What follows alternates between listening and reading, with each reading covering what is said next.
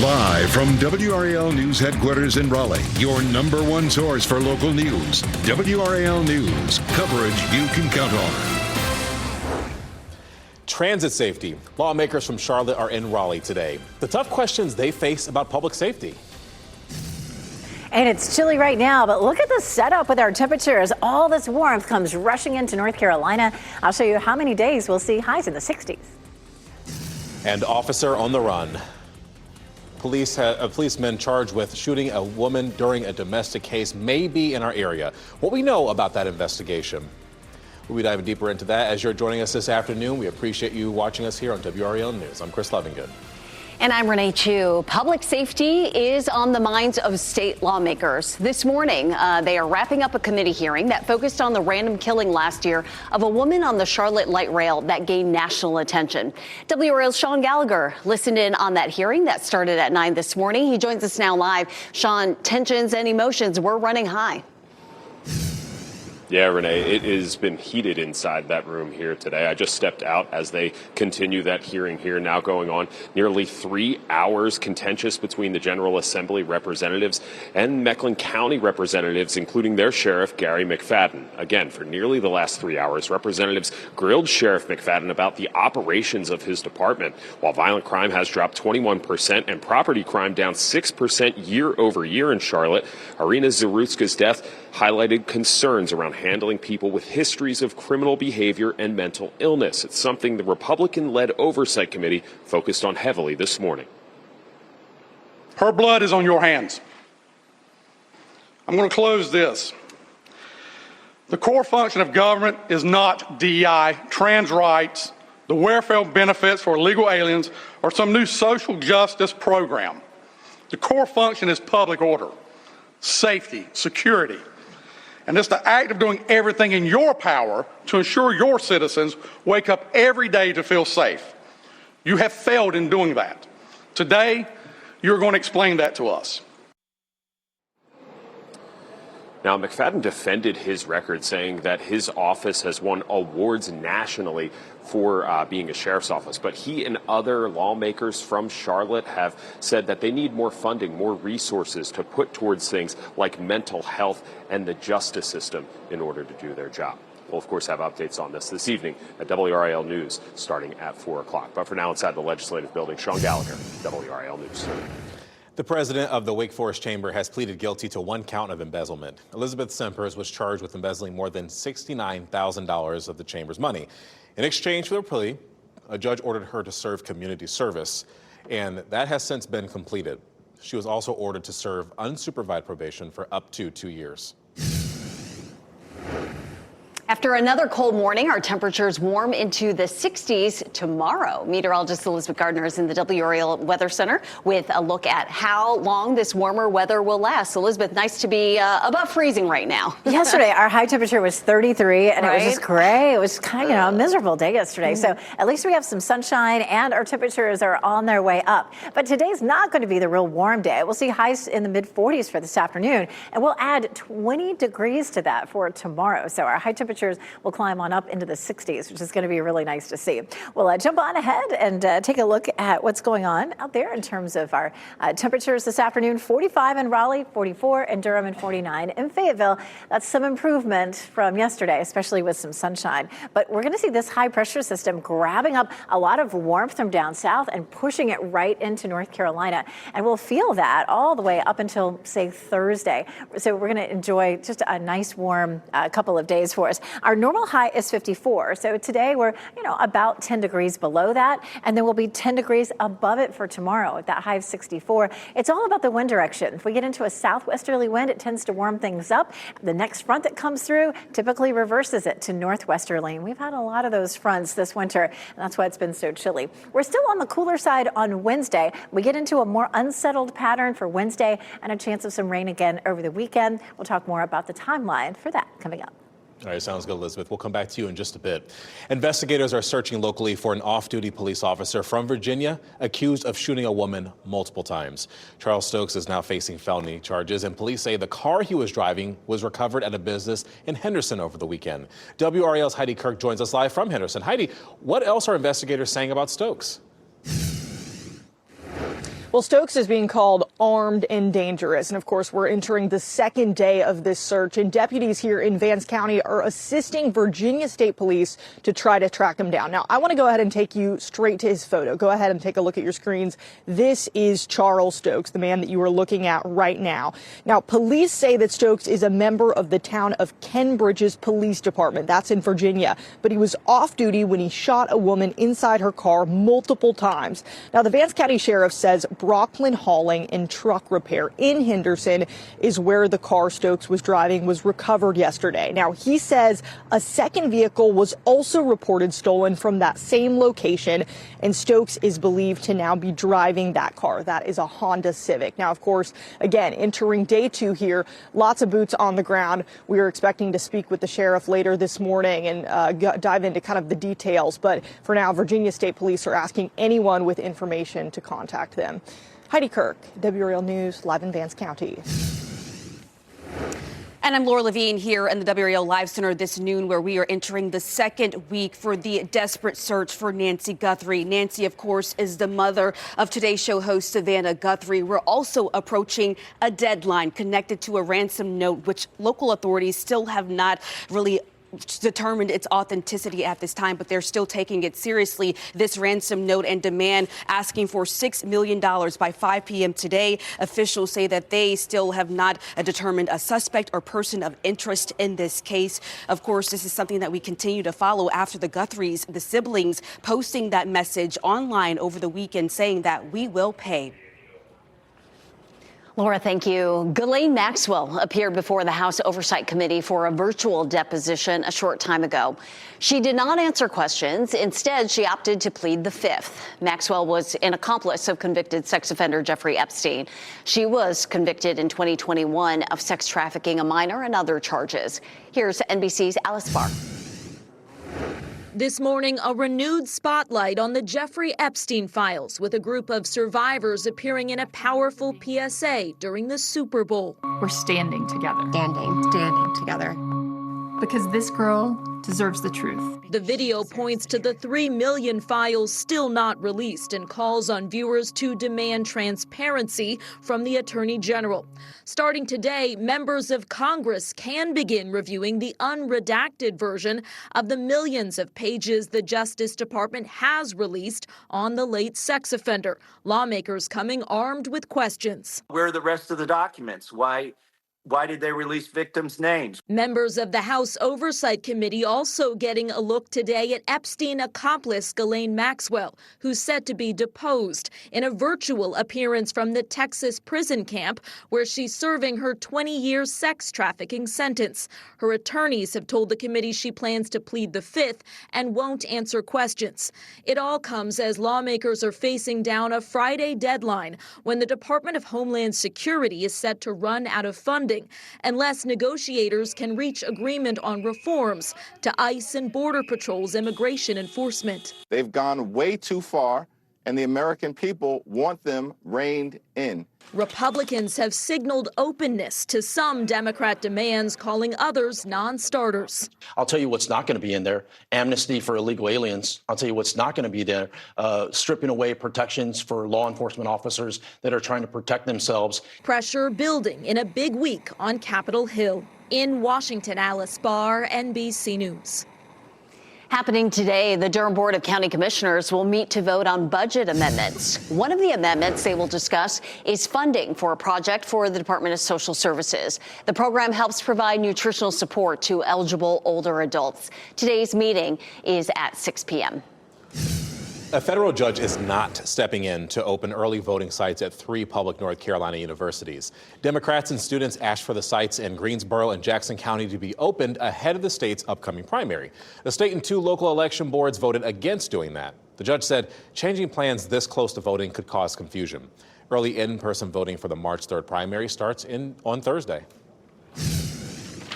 Well, happening now here in the WRAL Live Center, we are getting new images from that shooting at Brown University that happened late last year. The images from the video, very graphic, but it is a part of the process of being transparent from authorities to the public on what exactly took place and, of course, the investigation that continues there. So we are going through some of the video images at this time, and we're going to continue to keep you updated on the new information that is released with this video coming out today.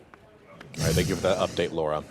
Next at noon, Super Bowl recap. If you couldn't watch, we're going to show you the biggest moments from last night's game and halftime show.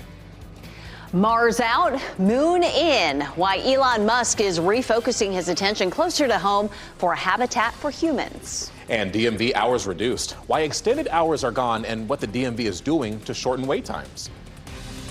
Coming up next, sea storms moving in with WRAL's exclusive Dual Doppler 5000, sponsored by the WRAL Weather app.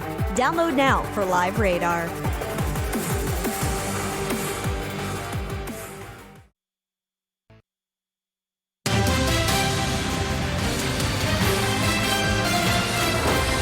Demonstrators gathered in Clayton for an anti-ICE rally over the weekend, and this is one of many that we've seen locally and across the country recently. Demonstrators took turns climbing a ladder to explain why they showed up. Just days ago, President Trump said his administration could use a, quote, softer touch on enforcement. Demonstrators we spoke with say what they see as damage ICE caused is beyond repair. We need to do better. We can do better. We must do better. I don't expect miracles. I expect little steps forward, and that's what we're getting. So as long as we take a step forward, that's the best we can do.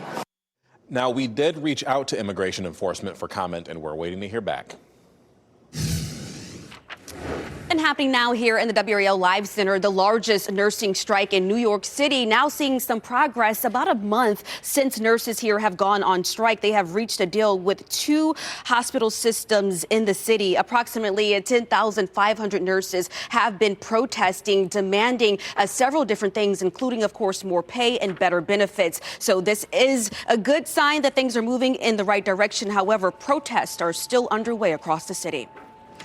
Laura, thank you. Now to the big game last night. The Seattle Seahawks are the new reigning NFL champions. A stifling defense defeated the New England Patriots 29-13, what some are calling the revenge match. NBC's Morgan Chesky is in California with the Super Bowl recap.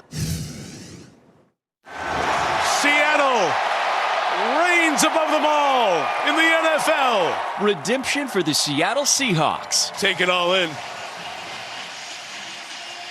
Take it all in.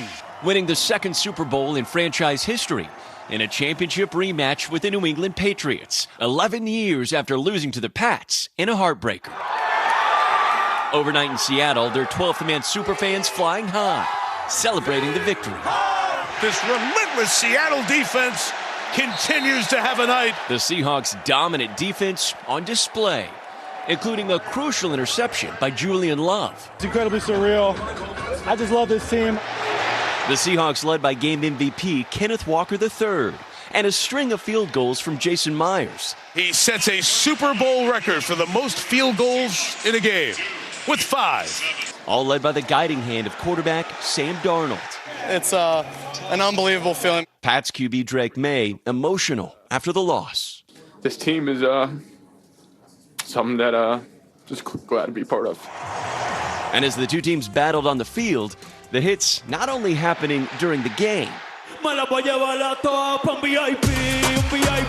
also halftime, thanks to Bad Bunny's electric performance in Spanish. The global superstars showcase an ode to Puerto Rico, the star including a real wedding and handing over his recent Grammy to a young boy. The dance party also featured surprise guest performances, including Lady Gaga. I wanna be next to you. And cameos by Cardi B, Jessica Alba, Pedro Pascal, Karol G, and fellow Puerto Rican pop star Ricky Martin. Mi patria, Puerto Rico. And while the Patriots finally scored in the second half, they were no match for Seattle's all-around attack. Go 12s! Go Seahawks! Let's go! The city of Seattle plans to celebrate with a parade on Wednesday. 6 Seattle Seahawks with ties to North Carolina are now Super Bowl champions. You can learn more about their early years on the gridiron and look for highlights from Super Bowl 60 on WRAL.com. Now, in addition to the halftime show, social media is also buzzing about another Super Bowl performance. Grammy-winning singer, songwriter, and actress Coco Jones channeled Whitney Houston for her performance of Lift Every Voice and Sing. Inspired by Houston's 1991 Super Bowl look, Jones tapped designer Carl Kanai for an athletic meets glam ensemble. Kanai transformed a familiar athletic staple into high glamour with the same interior lining seen in that 1991 look. How about that?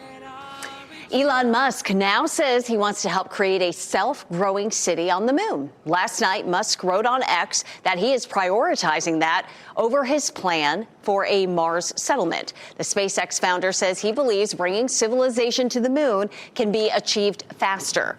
Musk estimates it could happen in less than a decade, while his Mars plan could take more than 20 years. All right, let's focus a little closer to home here on Earth. Talking about how the weather is going right here in the Triangle. It's been a very cold day today, but it's really tomorrow that I think a lot of people are looking forward to. Oh, looking forward to the 60s tomorrow, but it's still going to be chilly, Elizabeth, today. And we're going to start on the chilly side tomorrow morning. We're still going to be close to freezing in the morning, but this morning we dropped down into the mid-teens. And so we're going to be 15 degrees warmer tomorrow morning, but that still just gets us to freezing.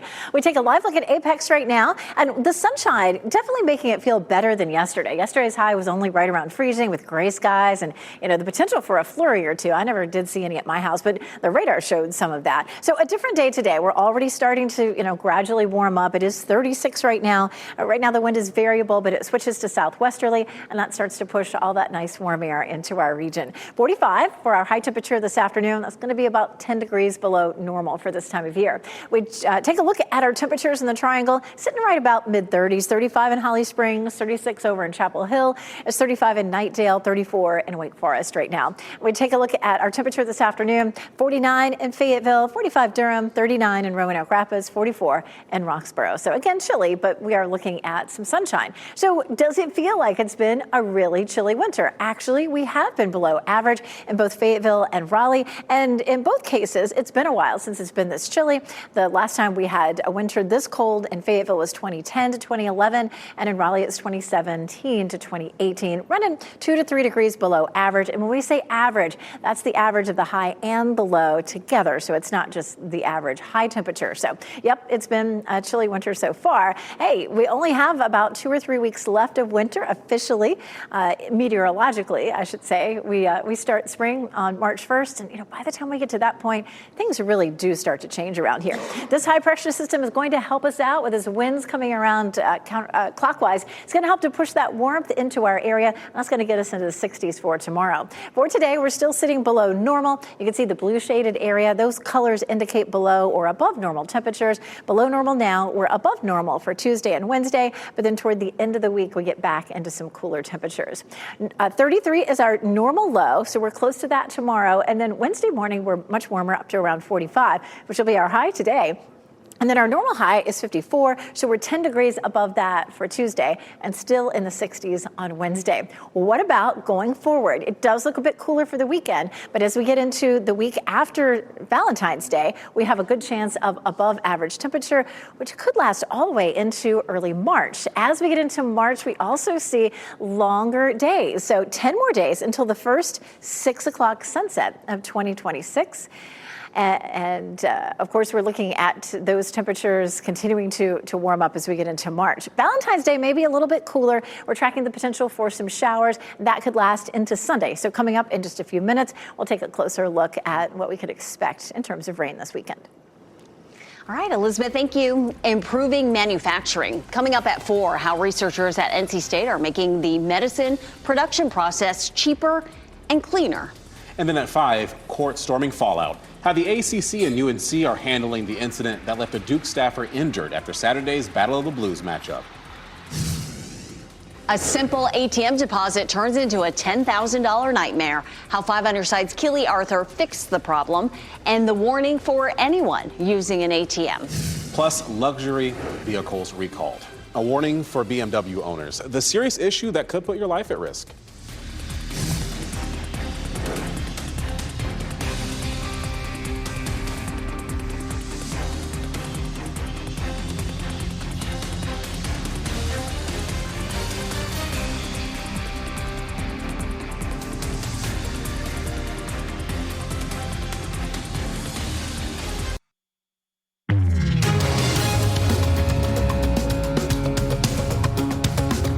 All right, so a routine ATM deposit turned into a month-long fight for one customer, and it took 5 on your side to finally get her money released.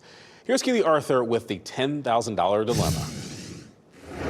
Most of us use the ATM without giving it a second thought. But one woman says her money disappeared and she didn't get an answer for months. After a death in the family, Marilyn Lovelace received a $10,000 inheritance check from her aunt, money she deposited at a Wells Fargo ATM. I deposited this $10,000 check and I got no receipt back, which I thought was weird. I thought, well, I'll just go in tomorrow. But when Lovelace returned to the bank the next day, she says she was told the deposit was on hold and under investigation. I spoke with a Wells Fargo representative and I said to her, I'm going to go to the media if we don't sort this out. And she says, is there anything else I can help you with today? And I think that was the moment I thought, okay, nope, I'm going to go talk to Keely. Coming up tonight on WRAL News at 6, I'm going to tell you what Wells Fargo said when we got involved and the mistakes you need to avoid when using an ATM. Keely Arthur, 5 on your side. BMW is recalling nearly 90,000 vehicles because of a fire risk. They say the engine starters may overheat and catch fire. The recall includes 9 different models ranging from 2021 to 2024. And this follows the October recall by BMW of 145,000 vehicles. That, too, was over a starter defect. BMW says dealerships will replace the engine starter at no cost.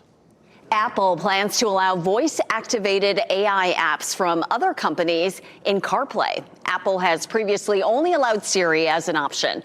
Now customers will be able to ask questions to other AI chatbots, including ChatGPT, Gemini, and Cloud. Users will have to open CarPlay to activate the other apps. Spotify is rolling out a new About the Song feature. It allows users to explore the story behind the music. The feature displays short story cards that you can swipe through and rate. It's a feature that is not currently available on rival platforms like Apple Music. DMV hours cut. The state reverses course on an effort to reduce wait times at offices across the state. We'll talk about that reason after the break. And can a pacemaker track you? One part of the investigation into the disappearance of Nancy Guthrie focuses on her pacemaker, how that's prompted questions from the public about whether a pacemaker can reveal someone's location. And now here's a look at your winning lottery numbers after a live look at Chapel Hill.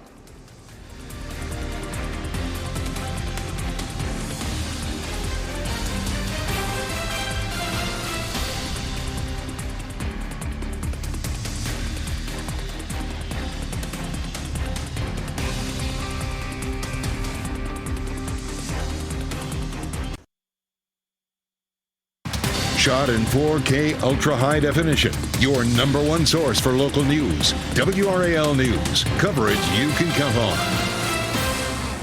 Well, starting today, the DMV's doors will not be opening early anymore. Federal funding for extended hours, actually for the morning, have run out. WRAL's Kelsey Coffey explains the ways the DMV is looking to still shorten wait times.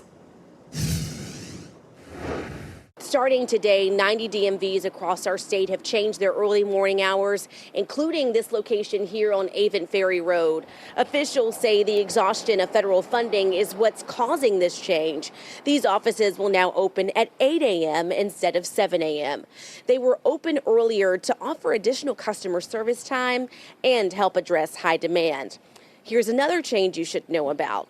Now you can only make an appointment up to 7 days in advance. You are no longer allowed to book a time slot up to 90 days ahead of time. That's designed to help the DMV direct customers to offices that could have more capacity in a given week. We spoke with walk-in customers who arrived several hours early this morning after having trouble booking appointments online. What was your experience with trying to book an appointment? What was that like? It's horrible, you won't get the dates, The moment you log in, everything is grayed out for the next couple of months, And just to be clear here, walk-ins are still welcome, but we checked the DMV website and there are no appointments available right now across our viewing area. But there is some good news. New appointments will be available every weekday starting at midnight, with the exception for holidays. Kelsey Coffey, WRAL News in Raleigh. The DMV is opening the second of 4 new driver's license offices today. This one will be in Leland in Brunswick County, and then 2 additional offices are scheduled to open later this year, one in Fuquay-Varina and a location to be determined in Cabarrus County. Shaw University is putting some students in hotel rooms after a fire broke out at one of the dorms last week. The university sent an email to students impacted. It says that in-state students should return today.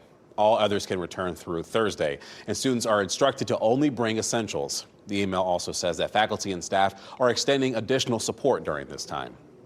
A man is in jail after police say he shot and killed a woman in a community center parking lot. Roanoke Rapids police arrested Willie Holmes after that shooting, and officers found the victim, Priscilla Key, shot outside the Kirkwood Adams Community Center. She later died at the hospital. Police say that she and Holmes were arguing before the shooting, and Holmes is charged with murder. He's being held without bond. Opening statements are expected to begin this week in the first trial accusing social media of harming teens and their mental health. The plaintiff is a now 20-year-old woman who claims that Instagram and YouTube harmed her mental health when she was younger. She and her mother accused the companies of provoking addictive behaviors.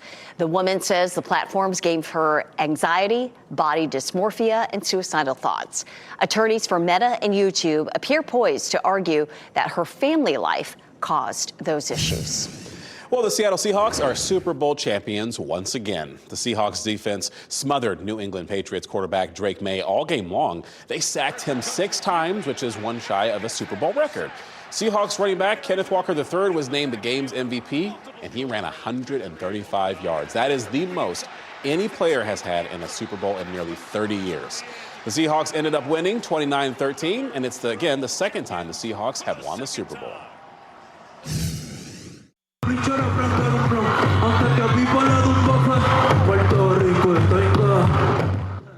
Benito Antonio Martinez Ocasio, or Bad Bunny, made Super Bowl history. The performance marked the first Spanish-language Latin artist to headline the Super Bowl halftime show. Hundreds of fans filled the plaza in his hometown of Vega Baja, Puerto Rico, sitting in beach chairs, waving flags, and beaming with pride as the halftime show played on a large screen. In San Juan, thousands filled the plaza singing along with Bad Bunny. The unforgettable performance brought a crowd of celebrities, including Jessica Alba, Cardi B, Karol G, Ricky Martin, and Lady Gaga, accompanied by a salsa band. And conservative organization Turning Point USA put on an alternative halftime show. Kid Rock was the headliner for that event, and an estimated 5 million people tuned in to the live stream on YouTube. Happening now here in the WRAL Live Center, Duke has climbed here on AP's top 25 women's poll with that 14-game win streak. Let's take a look at the poll here now today, where you can see UConn holding strong at number 1, but then we have Duke, the Blue Devils, at number 11 here. Of course, the Blue Devils took over sole possession of first place in the ACC last week with a 1-point victory over then number 6 Louisville. Duke, which jumped 6 places this week, hasn't lost since that 16-point defeat to LSU back in December. Laura, thank you. The ACC fined UNC $50,000 for the court storming that happened after Saturday night's Battle of the Blues matchup with the men's teams. The league says the team violated its event security policy. Duke University says a staff member got punched in the face during the storming. That person was treated and is now recovering. UNC Athletic Director Bubba Cunningham apologized to Duke officials after the game. UNC says it reviewed video from the incident and found that it followed all its policies. They consider the matter closed. Well, as you know, Carolina's Smith Center was rocking Saturday night, but the future of the 40-year-old venue is at the center of a debate. It's splitting some fans and the administration. Some want to keep the Smith Center at its current location on campus and renovate the building, keeping the history and the tradition of that site alive. But some are looking at the proposed Carolina North campus for a completely new build. That could bring in more money and more modern amenities. Tar Heels are choosing sides on this. A decision was expected by the end of 2025, but that timeline has been delayed by strong opposition to a move. Chancellor Lee Roberts said there is no perfect solution to the arena dilemma. And for more on the Dean Dome debate, you can see our reporting on WRAL.com.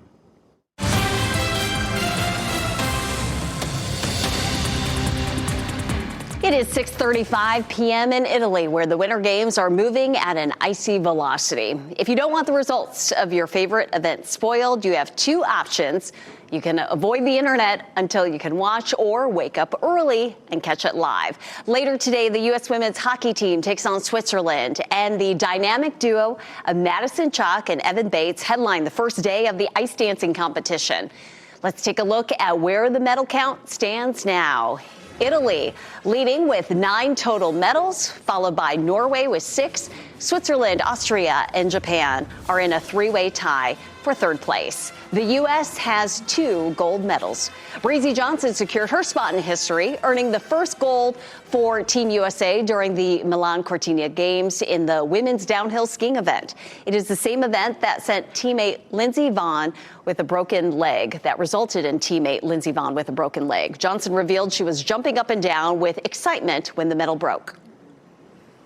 So there's the medal.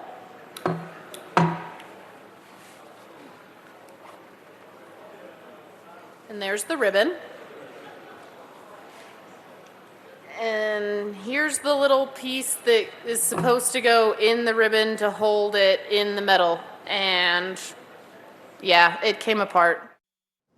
That's disappointing. Gold medals were made of solid gold until 1912. And according to the International Olympic Committee guidelines, they are now silver gilded, coated with 6 grams of pure gold. Well, hopefully they can get that fixed. Man, what disappointment. All right, back down again. Reasons why America's birth rate is on the decline. Pacemaker as a tracker. It's a key part of the investigation into Nancy Guthrie's disappearance. What the devices could mean in future searches. Remember, you can watch WRAL News live anytime on WRAL.com or the WRAL app on your streaming device.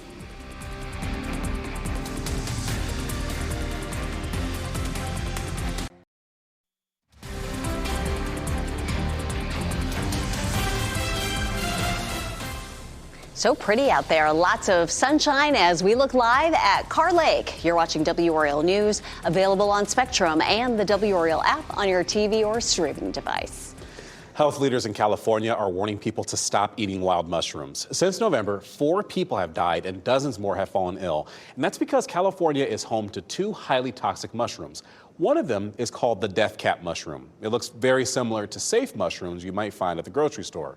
What's making the situation worse is rain creating perfect growth conditions for these death cap mushrooms. Birth rates were down in 2025 nationwide after a slight increase in 2024. According to the CDC, there were just over 3.6 million births last year. It's about 24,000 fewer than the previous year. Experts note the decline in births may be due to economic uncertainty. That includes concerns over money, health insurance, and other resources needed to raise children in a stable environment. Now, if you want to keep your heart healthy for years to come, doctors say there are small steps that you can take now. Cleveland Clinic believes that there are 3 things you can do to protect your cardiac health. Regular exercise strengthens your heart and helps control blood pressure and cholesterol. You should maintain a heart-healthy diet and try to avoid smoking and alcohol. Doctors say it's also important to know your family's heart history. Family history is one of the most important risk factors for cardiac events, so heart attack and stroke in specific. So knowing your first degree relatives, such as your parents, your brothers or sisters, siblings, and also your children. Ensuring your doctor knows your history can help them better assess your risk and take preventative action. Warm up ahead from the teens to the 60s. Meteorologist Elizabeth Gardner has your Whiplash weather forecast when we return.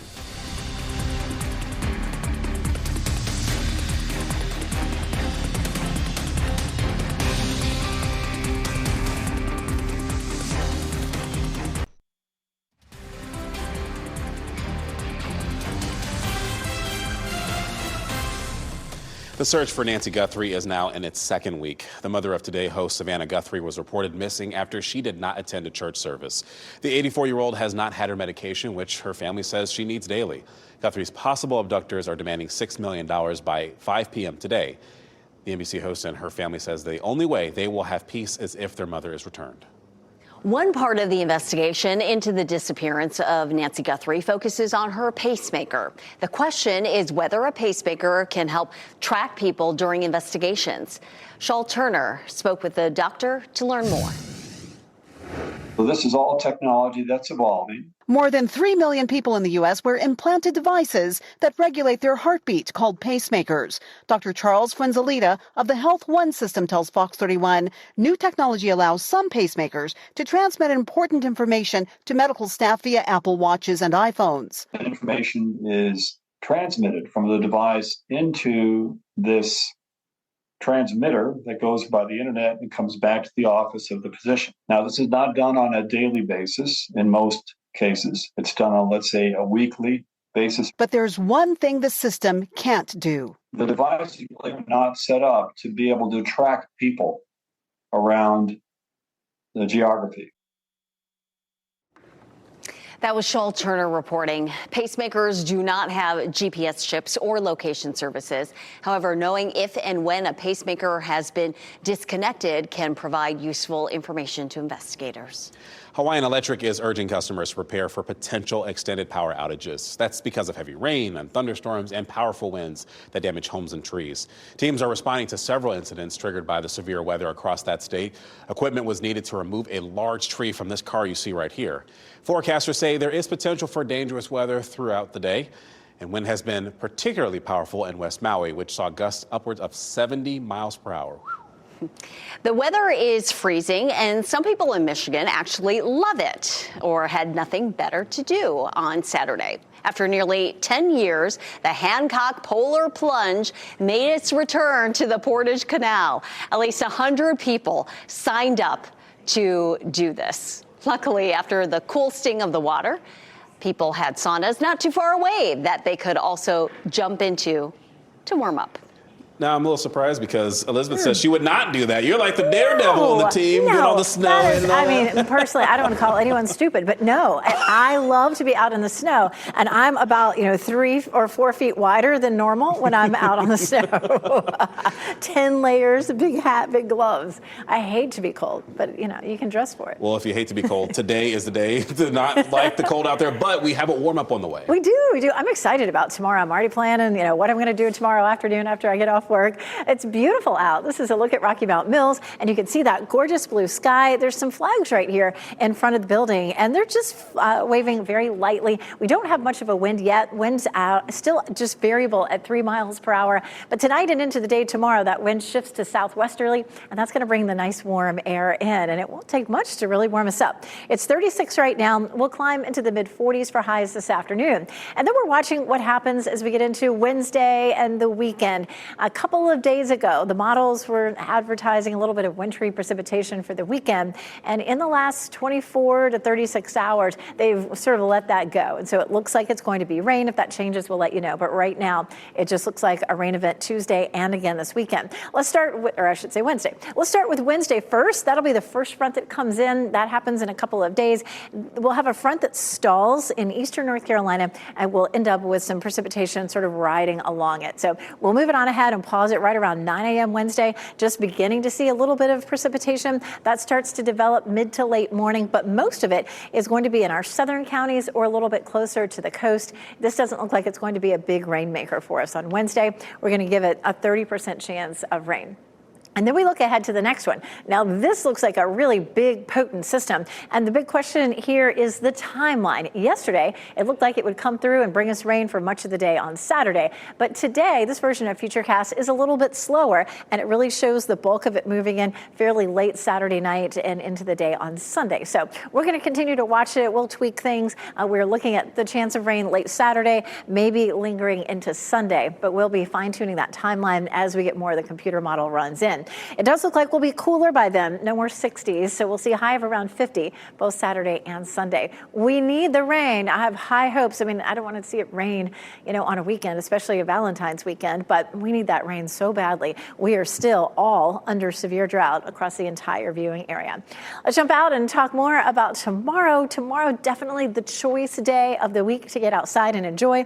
It's cold tomorrow morning, but about 15 degrees warmer than what we saw this morning at 31, and then 64 for Tuesday.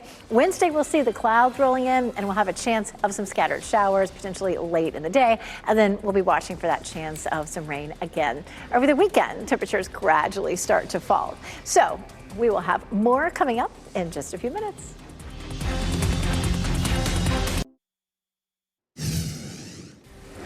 Well, as we wrap things up, here's a look at a few of the headlines that were falling today. Investigators are searching locally for an off-duty police officer from Virginia.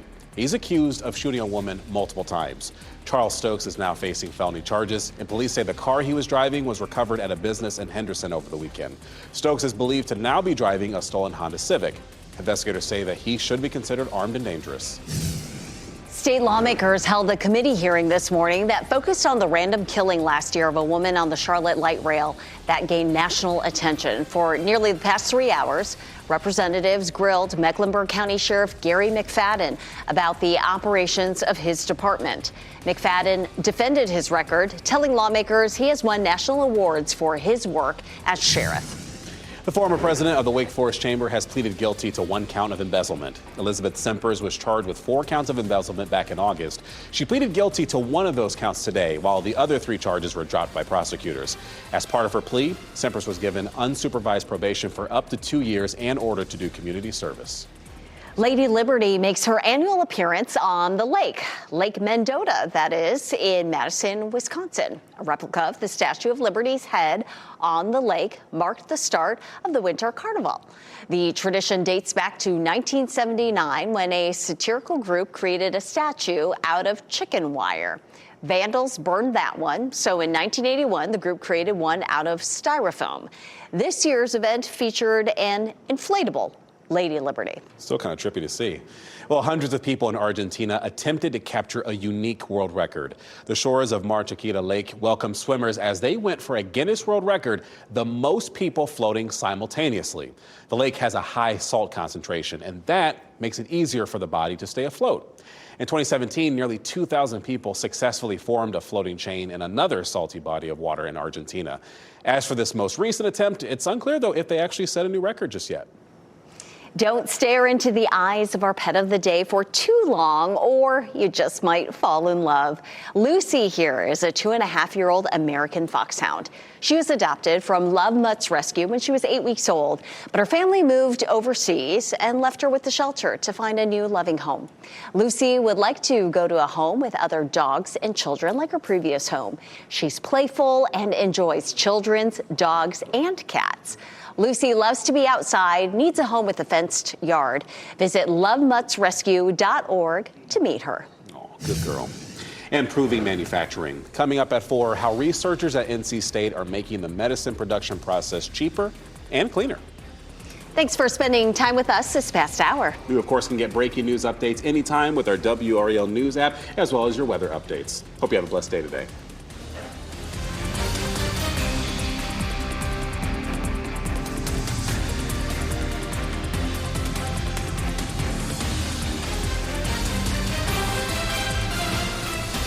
Keep watching WRAL News over the air Channel 34 and Spectrum Channel 1257.